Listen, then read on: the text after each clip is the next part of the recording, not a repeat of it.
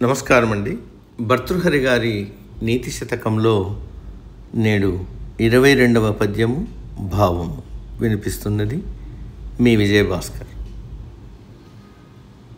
పరివర్తిని సంసారే మృతకో న జాయతే సజాతో యేన జాతేన యాతి వంశః సమున్నతిం.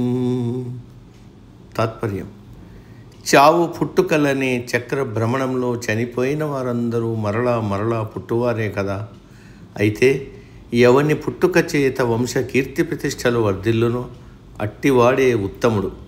వాని జన్మయే జన్మము, అనగా వంశమును ఉద్ధరించువాడే ఉత్తమ మానవుడు అని భావన. సమాప్తం. సర్వే జన సుఖినో భవంతు. అందరూ బాగుండాలి, అందులో మనము ఉంటాం.